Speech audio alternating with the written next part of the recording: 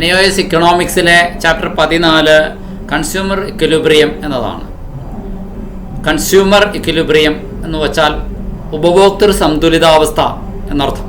അതായത് സന്തുലിതാവസ്ഥ എന്ന് പറഞ്ഞാൽ ഒരുതരം ബാലൻസ് സ്റ്റേറ്റ് ആണ് എന്ന് വെച്ച് കഴിഞ്ഞാൽ തുലനം ചെയ്യപ്പെടുന്ന അവസ്ഥ എന്നർത്ഥം.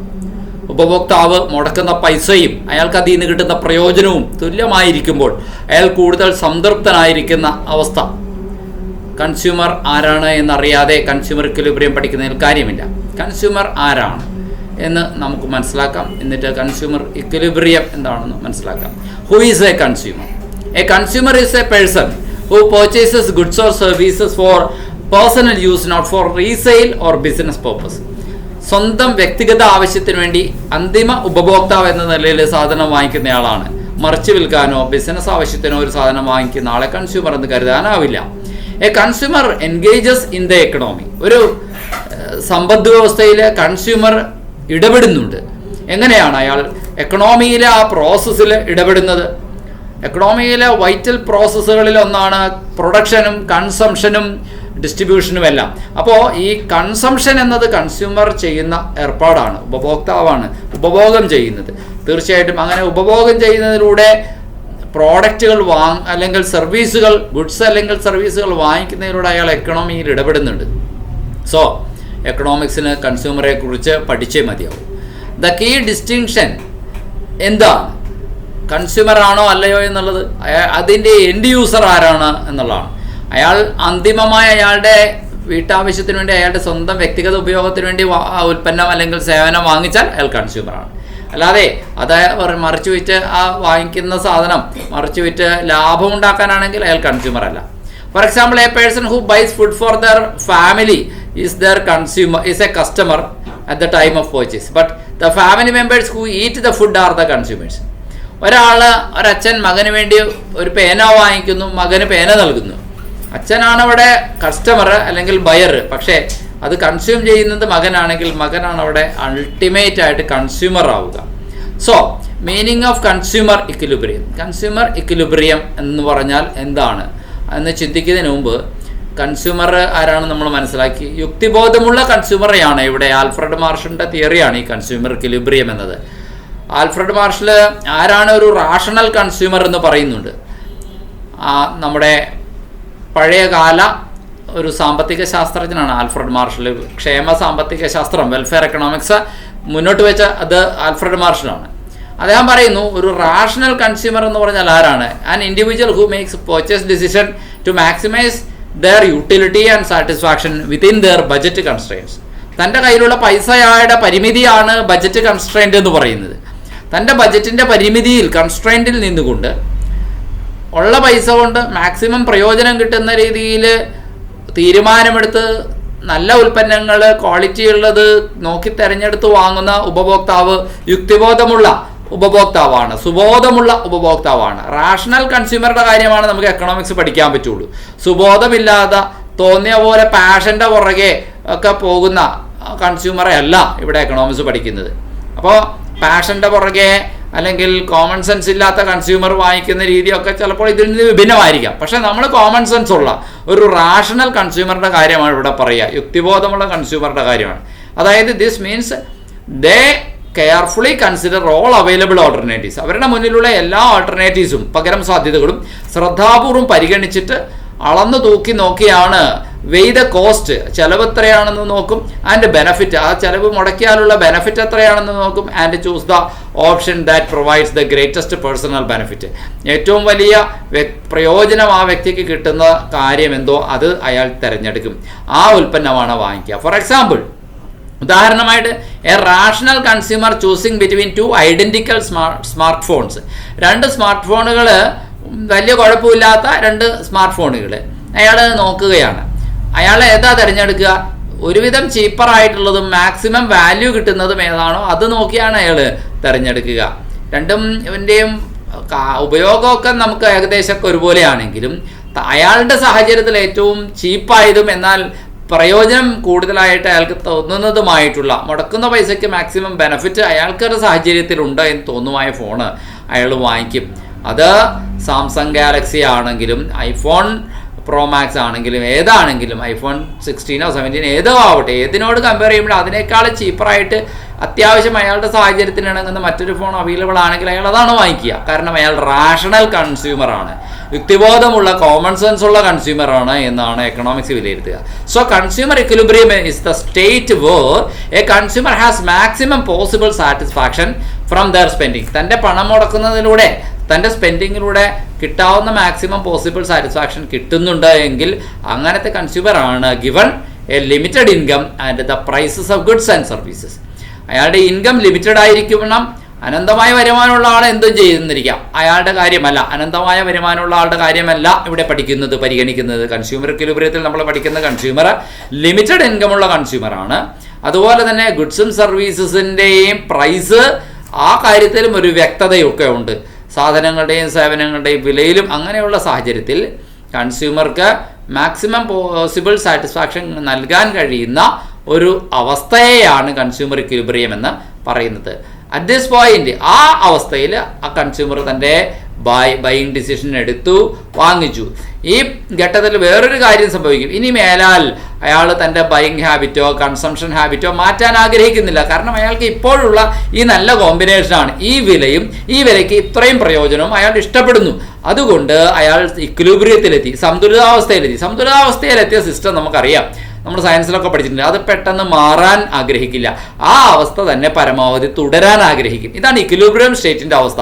കൺസ്യൂമറും ഇക്വിലിബ്രിയം സ്റ്റേറ്റിലെത്തിയാൽ, അങ്ങനത്തെ ഒരു മാനസികാവസ്ഥയിലെത്തിയാൽ, അതായത് മുടക്കുന്ന പൈസയ്ക്ക് മാക്സിമം പ്രയോജനം കിട്ടുന്ന അവസ്ഥ ഈ ഒരു പർട്ടിക്കുലർ പോയിന്റിലാണ്. ആ പോയിന്റിൽ അയാൾ റീച്ച് ചെയ്താൽ തീർച്ചയായിട്ടും അയാൾ പിന്നെ തൻ്റെ ബൈയിങ് ഹാബിറ്റ്, വാങ്ങൽ സ്വഭാവം, വാങ്ങുന്നതിൻ്റെ രീതി മാറ്റാൻ പോകുന്നില്ല. ഉടനെയൊന്നും എന്തെങ്കിലും എമർജൻസി പ്രത്യേകമായി സംഭവിക്കാതെ അയാൾ ആ രീതി മാറ്റാൻ പോകുന്നില്ല. അറ്റ് ദിസ് പോയിന്റ്, ഈ പോയിന്റ് നമുക്ക് പറയാം കൺസ്യൂമർ ഇക്വിലിബ്രിയത്തിൽ എത്തി എന്ന് പറയാം. At this point the consumer has no incentive.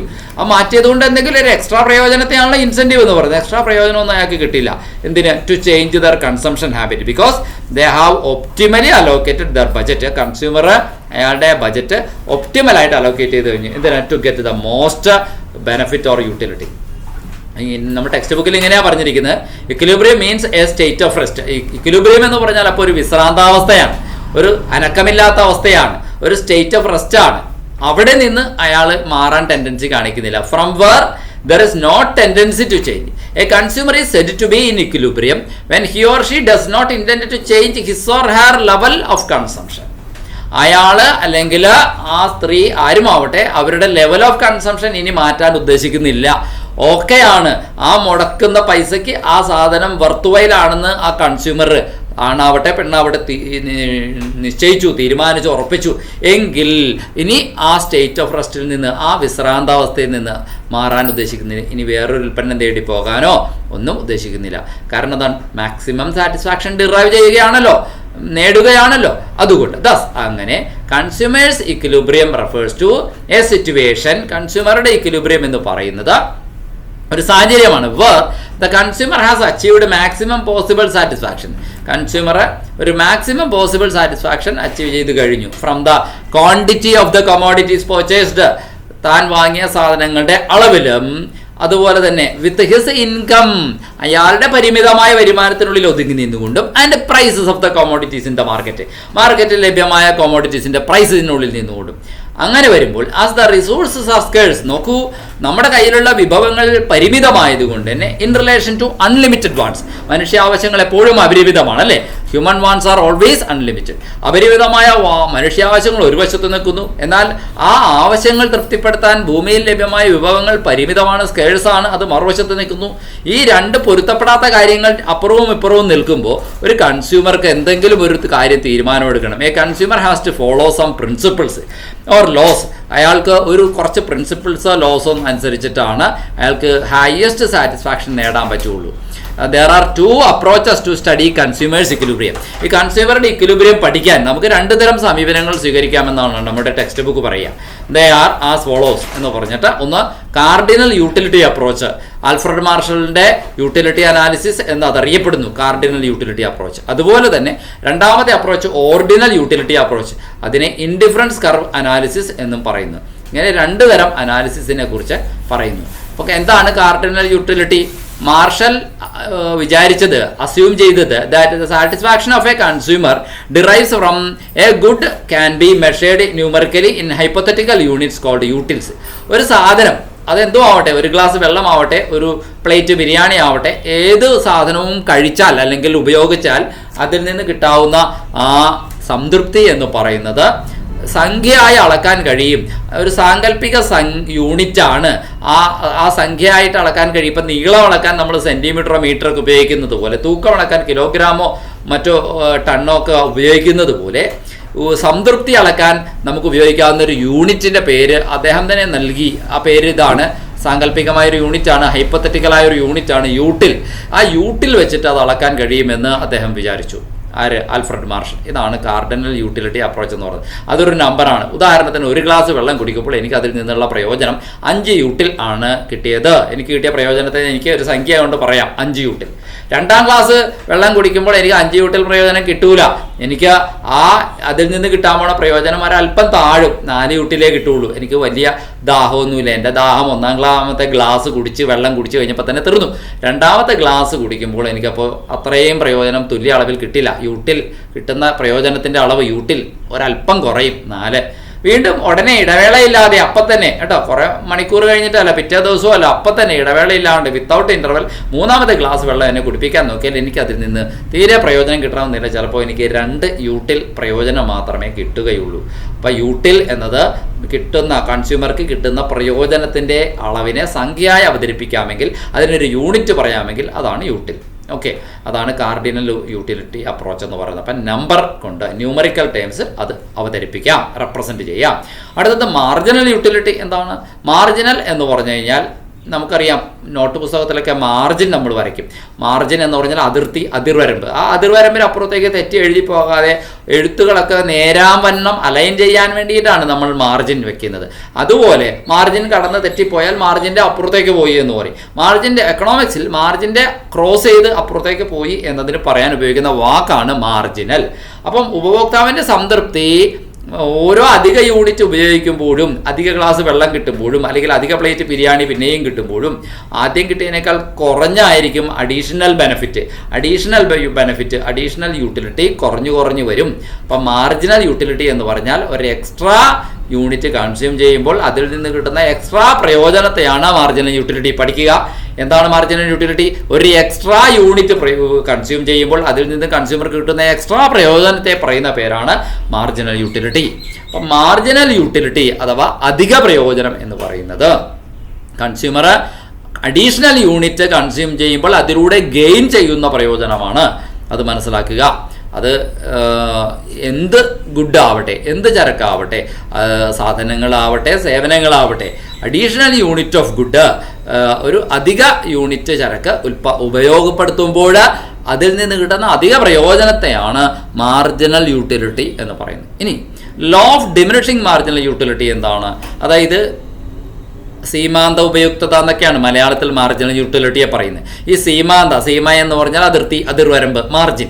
സീമയുടെ അന്തം എന്ന് പറഞ്ഞാൽ അതിൻ്റെ അവസാനം കഴിഞ്ഞാൽ പുറത്തേക്ക്, അതാണ് മാർജിനൽ യൂട്ടിലിറ്റി. സീമാന്ത ഉപയുക്തത എന്ന് പറയുന്ന മാർജിനൽ യൂട്ടിലിറ്റി അത് ഇടിഞ്ഞു താഴും. ഓരോ അധിക യൂണിറ്റ് ഉപയോഗിക്കുമ്പോൾ, ഇടവേളയില്ലാണ്ട് അപ്പം തന്നെ ഉപയോഗിക്കുമ്പോൾ ആദ്യം കിട്ടിയത്രയും പ്രയോജനം രണ്ടാമത് കിട്ടില്ല, രണ്ടാമത് കിട്ടിയത്രയും പ്രയോജനം മൂന്നാമത് കിട്ടില്ല, മൂന്നാമത് കിട്ടിയത്രയും പ്രയോജനം നാലാമത് കിട്ടില്ല. ഇതാണ് law of diminishing marginal utility.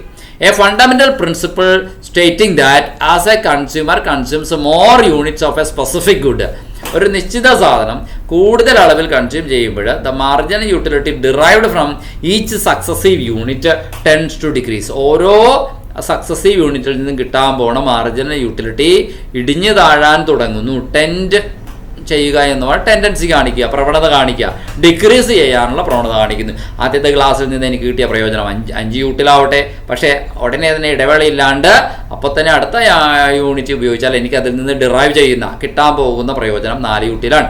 അടുത്തത് പിന്നെയും യൂട്ടിൽ കുറച്ച് കഴിഞ്ഞാൽ എനിക്ക് 3ാമത്തെ ഗ്ലാസ് വെള്ളം കുടിക്കുമ്പോൾ എനിക്ക് അതിൽ നിന്ന് വലിയ പ്രയോജനമൊന്നും കിട്ടില്ല, വെറും 2 യൂട്ടിൽ.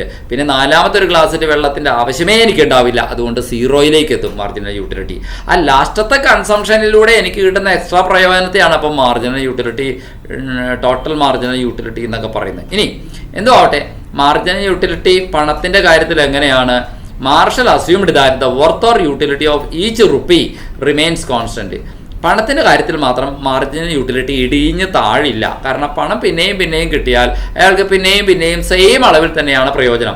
കാരണം ഇപ്പോൾ കിട്ടുന്ന 100 രൂപയും അത് കഴിഞ്ഞിട്ട് പിന്നീട് രണ്ടാമത് കിട്ടുന്ന 100 രൂപയും എനിക്ക് ഒരുപോലെ തന്നെയാണ്. എനിക്ക് രണ്ടുകൊണ്ടും 100 രൂപയുടെ പുതിയ സാധനങ്ങൾ അതേ അളവിൽ വാങ്ങിക്കാൻ കഴിയും. അപ്പോൾ പണത്തിൻ്റെ മാർജിനൽ യൂട്ടിലിറ്റി ഇടിഞ്ഞ് താഴുന്നില്ല. എനിക്ക് 1000 100 രൂപ നോട്ട് തന്നാലും പുതിയൊരു 100 രൂപ നോട്ട് കിട്ടിയാൽ എനിക്ക് അത്രയും 100 രൂപ നോട്ട് കൊണ്ട് എനിക്ക് ഒന്നാമത്തെ കിട്ടിയ 100 രൂപ നോട്ട് കൊണ്ട് എന്ത് മേടിക്കാൻ സാധിച്ചോ അതേ സാധനം തന്നെ വാങ്ങിക്കാൻ സാധിക്കും. ഇടവേളയില്ലാണ്ട് അപ്പം തന്നെ കിട്ടുന്നതാണ്. അല്ലാണ്ട് 10 കൊല്ലം കഴിയുമ്പോൾ കിട്ടുന്നതല്ല. 10 കൊല്ലം കഴിഞ്ഞ് 100 രൂപ കിട്ടുമ്പോൾ അതിൻ്റെ വില ഇടിഞ്ഞു താഴും. അതല്ല നമ്മളിവിടെ പറഞ്ഞത്.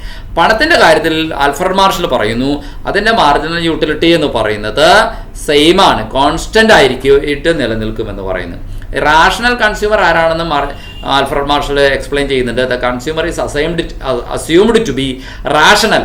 കൺസ്യൂമർ യുക്തിബോധമുള്ള ആളാണെന്ന് സങ്കല്പിക്കപ്പെടുന്നു. Aiming to maximise their total utility from their expenditure. അവരുടെ ചെലവിലൂടെ മൊത്തം ചെലവിനനുസരിച്ച് ഫുൾ പ്രയോജനം ടോട്ടൽ യൂട്ടിലിറ്റി അത് തുല്യപ്പെട്ട് കിട്ടണം എന്ന് ആഗ്രഹിക്കുന്ന ആൾ തന്നെയാണ്. Cardinal utility is an economic theory that states that consumer satisfaction from goods and services can be measured in specific numerical unit called util. ഒരു നിശ്ചിതമായ യൂട്ടിൽ എന്നു പേരായ ഒരു സംഖ്യാപരമായ അളവ് യൂണിറ്റ് ഉപയോഗിച്ച് അതിനെ അവതരിപ്പിക്കാമെന്ന് ആൽഫ്രഡ് മാർഷൽ പറയുന്നു. ഇതാണ് നമ്മൾ കാർഡിനൽ യൂട്ടിലിറ്റി എന്താണ് എന്നതിനെ കുറിച്ച് ചിന്തിക്കുമ്പോൾ നമ്മൾ മനസ്സിലാക്കേണ്ടതും പഠിക്കേണ്ടതുമായ കാര്യം. ഇനി ഈ അപ്രോച്ചിൻ്റെ പ്രത്യേകത, this approach allows for direct comparison and mathematical analysis of utility. യൂട്ടിലിറ്റിയെ നേരിട്ട് താരതമ്യം ചെയ്യാനും ഗണിതശാസ്ത്രപരമായി വിശകലനം ചെയ്യാനായിട്ടും നമുക്ക് വഴിയൊരുക്കുന്നു. As seen in the law of diminishing marginal utility. Law of diminishing marginal യൂട്ടിലിറ്റിയിൽ നമ്മൾ കണ്ടതുപോലെ കാർഡിനൽ യൂട്ടിലിറ്റി മാത്രമല്ല ഓർഡിനൽ യൂട്ടിലിറ്റിയെ കുറിച്ച് കൂടി ടെക്സ്റ്റ് ബുക്കിൽ പറയുന്നുണ്ട്. എന്താണ് സംഖ്യയായി ഇങ്ങനെ 1 2 3 4 അങ്ങനെ നമ്പറായി അളക്കാൻ കഴിയുന്ന യൂട്ടിലിറ്റിയാണ് കാർഡിനൽ യൂട്ടിലിറ്റി. അത് ക്വാണ്ടിറ്റേറ്റീവായ ഒരു സമീപനമാണ്. കാരണം 5 യൂട്ടിൽ കിട്ടി എന്ന് പറഞ്ഞാൽ നമുക്കത് കൂട്ടിയെടുക്കാം. 5ൻ്റെ കൂടെ 4 കൂട്ടാം. 4ൻ്റെ കൂടെ പിന്നീട് കിട്ടിയ 3ാമത്തെ ഗ്ലാസ് വെള്ളം കുടിച്ചപ്പോൾ കിട്ടിയ 2 യൂട്ടിൽ അത് കൂട്ടാം. അപ്പോൾ ടോട്ടൽ യൂട്ടിലിറ്റി എന്ന് പറയുന്നത് 5 + 4 + 2 5 + 4 9 9 + 2 11 ടോട്ടൽ യൂട്ടിലിറ്റി. അങ്ങനെ കൂട്ടിയെടുക്കാം. ക്വാണ്ടിറ്റേറ്റീവായിട്ട് സംഖ്യയായിട്ട് അളവായിട്ട് നമുക്ക് എടുക്കുന്നതിന് കുഴപ്പമില്ലാത്ത ഒരു അളവുകോലാണ് കാർഡിനൽ യൂട്ടിലിറ്റി സമീപനം. അത് പക്ഷേ ഒരു കുഴപ്പമുണ്ട് ഈ കാർഡിനൽ യൂട്ടിലിറ്റി സമീപനത്തിന്. അതത്ര റിയലിസ്റ്റിക് അല്ല, അതത്ര യാഥാർത്ഥ്യബോധമുള്ള ഒരു സമീപനമല്ല. 1ാമത്തെ ഗ്ലാസ് വെള്ളം കുടിച്ചപ്പോൾ എനിക്ക് 5 യൂട്ടിൽ പ്രയോജനം കിട്ടി. 2ാമത്തെ ഗ്ലാസ് വെള്ളം കുടിച്ചപ്പോൾ എനിക്ക് 4 യൂട്ടിൽ പ്രയോജനം കിട്ടി. 3ാമത്തേത് എനിക്ക് 2 യൂട്ടിൽ പ്രയോജനം കിട്ടി എന്നൊക്കെ പറയുന്ന രീതി ഒരല്പം നോൺസെൻസ് ആണ്, അത്ര റിയലിസ്റ്റിക് അല്ല എന്നൊരു വിമർശനം ഈ കാർഡിനൽ യൂട്ടിലിറ്റി അപ്രോച്ചിനുണ്ട്. അത് യൂട്ടിലിറ്റി അനാലിസിസിനെ ബേസ് ചെയ്ത് മാത്രം പറയുന്നതാണ്. യൂട്ടിലിറ്റി അനാലിസിസ് തെറ്റിപ്പോയാൽ ആ പറച്ചിലും തെറ്റിപ്പോകുമെന്നർത്ഥം. എന്തായാലും ഇത് മാർഷലും റോബർട്ട്സണും കൂടി ഡെവലപ്പ് ചെയ്തെടുത്താണെന്ന് പറയാം. ഇനി മറ്റൊരു അപ്രോച്ചുണ്ട്, ഓർഡിനൽ യൂട്ടിലിറ്റി അപ്രോച്ച്. അതായത് അത് നമ്പർ മെഷറബിൾ ന്യൂമറിക്കൽ വാല്യൂ അല്ല നൽകുന്നത് എന്ന് പറയാം. Benefit gained from the consumption of certain product is not measurable in numerical value. സംഖ്യാപരമായല്ല അത് അളക്കുന്നത്. എനിക്ക് ഫസ്റ്റ് താല്പര്യമുള്ളത് ഇതാണ്, സെക്കൻഡ് താല്പര്യമുള്ളത് ഇതാണ് എന്നൊക്കെ നമ്മൾ പറയാറില്ലേ, അതാണ് ഓർഡിനൽ യൂട്ടിലിറ്റി അപ്രോച്ച് എന്ന് പറയുന്നത്. ഇതൊരു തരം ഗുണകരമായ ഗുണം നോക്കിയിട്ട് ഏതാദ്യം വേണം, ഏത് പിന്നീട് വേണം എന്ന് തീരുമാനിക്കുന്ന രീതിയാണ്. ക്വാളിറ്റി നോക്കിയിട്ട്, അതുകൊണ്ട് ഇതിനെ ക്വാണ്ടിറ്റേറ്റീവ് അപ്രോച്ച് എന്നല്ല പറയാം, ക്വാളിറ്റേറ്റീവ് അപ്രോച്ച് എന്നാണ് പറയാം. It is more realistic. ഇതാണ് കുറച്ചും കൂടി യാഥാർത്ഥ്യബോധത്തോടു കൂടിയുള്ള ഒരു സമീപനം. യൂട്ടിലിറ്റിയെ അളക്കുന്നതിനുള്ള കൂടുതൽ യാഥാർത്ഥ്യബോധത്തോടു കൂടിയുള്ള അപ്രോച്ച് ഇതാണെന്ന് പറയാം. ഏത്? ഈ ordinal utility approach based on indifference curve analysis. ഈ ഓർഡിനൽ യൂട്ടിലിറ്റി അപ്രോച്ചിനെ കുറിച്ച് പഠിക്കണമെങ്കിൽ നമ്മൾ ഇൻഡിഫറൻസ് കർവ് എന്ന് പറഞ്ഞ ഒരു കർവ് വരച്ച് വിശകലനം ചെയ്ത് പഠിച്ചാലാണ് അതെന്താണെന്ന് മനസ്സിലാവുള്ളൂ. ഇനി ഇത് ഡെവലപ്പ് ചെയ്തത് ആൽഫ്രഡ് മാർഷൽ ഒന്നുമല്ല, അലനും JR ഹിക്സും കൂടിയാണ് ഈ ഓർഡിനൽ യൂട്ടിലിറ്റി അപ്രോച്ച് ഡെവലപ്പ് ചെയ്തെടുത്തത്. അപ്പോൾ കാർഡിനൽ യൂട്ടിലിറ്റി അപ്രോച്ചും ഓർഡിനൽ യൂട്ടിലിറ്റി അപ്രോച്ചും രണ്ടും വ്യത്യസ്തമായ 2 സമീപനങ്ങളാണ്. കൺസ്യൂമർ ഇക്വിലിബ്രിയം പഠിക്കുമ്പോഴാണ് നമ്മളിത് പഠിക്കുന്നത്. Cardinal utility approach different choices നൽകുന്നുണ്ട്. സ്പെസിഫിക് യൂട്ടിലിറ്റി വാല്യൂ ഉള്ള ഡിഫറെൻ്റ് ചോയ്സസ് കൺസ്യൂമറുടെ മുമ്പിൽ നൽകുന്നുണ്ട്. അത് 1ാമത്തെ ഗ്ലാസ് വെള്ളത്തിന് 5 യൂട്ടിലിറ്റി, 2ാമത്തെ ഗ്ലാസ് വെള്ളത്തിന് 4 യൂട്ടിലിറ്റി. അപ്പോൾ 1ാമത്തെ ഗ്ലാസ് കഴിഞ്ഞിട്ട് ഇനി 2ാമത്തെ ഗ്ലാസ് കുടിക്കണമോ വേണ്ടയോ എന്നുള്ളതാണ് ചോയ്സ്. അത് കഴിഞ്ഞിട്ട് മൂന്നാമത്തെ ഗ്ലാസ് വെള്ളം കുടിച്ചാൽ ഒരു 2 യൂട്ടിലിറ്റി കിട്ടും. വേണോ വേണ്ടയോ എന്നുള്ളത് കൺസ്യൂമർക്ക് തീരുമാനിക്കാം. അങ്ങനെ ഒരു ഡിഫറൻ്റ് ആയിട്ടുള്ള ചോയ്സ് സ്പെസിഫിക് യൂട്ടിലിറ്റിയെ ഒരു നമ്പറാക്കി വെച്ചിട്ട് ഒരു യൂട്ടിലിറ്റി വാല്യൂ സ്പെസിഫിക്കായി പറഞ്ഞുകൊണ്ട് ആണ് അത് പറയുന്നത്. This enables consumers to rank the magnitude of how much they prefer one good to another. അപ്പോൾ ഇത് നോക്കിയിട്ട് ഒരു ഗുഡ് വാങ്ങിക്കുമ്പോൾ മറ്റേ ഗുഡിനോട് കമ്പയർ ചെയ്യുമ്പോൾ എത്രമാത്രം അയാൾ വാങ്ങിക്കണം എന്നതിൻ്റെ അളവാണ് മാഗ്നിറ്റ്യൂഡിന് റാങ്ക് ചെയ്യാൻ സാധിക്കുന്നു എന്നുള്ളതാണ്. എന്നാൽ ഓർഡിനൽ യൂട്ടിലിറ്റി അപ്രോച്ച് അതല്ല. It ranking choices by order. First ഞാൻ ഏത് ഓർഡർ തിരഞ്ഞെടുക്കും, സെക്കൻഡ് ഞാൻ ഏത് തിരഞ്ഞെടുക്കും, തേർഡ് മാത്രമാണ് ഞാൻ ഈ മൂന്നാമതിരിക്കുന്ന ഇത് തിരഞ്ഞെടുക്കുള്ളൂ എന്നൊക്കെ പറയില്ലേ. ആ ക്രമമാണ് ആദ്യം ഏത് പിന്നത്തെ ഏത്, അതിൻ്റെ ഫസ്റ്റ് ഏത് സെക്കൻഡ് ഏത് തേർഡ് ഏത് എന്ന ക്രമം പറഞ്ഞുകൊണ്ട് പറയുന്ന സമീപനമാണ് ordinal utility. It does not try to give the magnitude, അളവല്ല പറയുന്നത്.